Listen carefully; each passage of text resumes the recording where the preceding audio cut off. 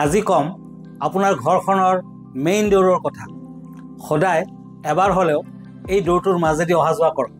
আপোনাৰ ঘৰখনৰ positive energy বৃদ্ধি পাব আৰু ই আপোনাৰ ওপৰত শুভ প্ৰভাৱ সৃষ্টি কৰিব।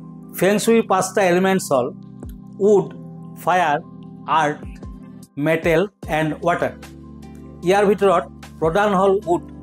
গতিকে আপোনাৰ মুখ্য দৰজাটো সদায় কাঠেৰে বনোৱাৰ বাবে ট্ৰাই কৰক। তেতিয়াহ'লে প্ৰচুৰ পজিটিভ এনাৰ্জি আপোনাৰ ঘৰখনত সোমাই পৰিব। মুখ্য দৰজাটোৰ দীঘল আৰু বহল 1:2 নতুবা 1:3 হ'ব লাগে। ইউজ কৰা দৰজা মানে ছেকেণ্ড হেণ্ড ডোৰ কেতিয়াও ইউজ কৰিব নালাগে। একফলীয়া দৰজাখন ঘড়ীৰ কাটাৰ দিশত ঘৰৰ ভিতৰৰ ফালে খুলিব লাগে। দৰজা খোলোতে যাতে কোনো ধৰণৰ শব্দ নহয় সেয়া লক্ষ্য ৰাখক, কিয়নো দৰজাত শব্দ হ'লে দেৱী লক্ষ্মী পলায়ন কৰিব আৰু অলক্ষ্মী ঘৰখনত প্ৰৱেশ কৰিব। মেইন ডোৰটো সদায় চাফ চিকুণ কৰি ৰাখক আৰু মেইন ডোৰটোৰ ঠিক ওপৰত যথেষ্ট পৰিমাণে পোহৰৰ ব্যৱস্থা কৰক। আপুনি সদায় সুখী থাকিব, ধনৱান হৈ থাকিব। ধন্যবাদ, নমস্কাৰ।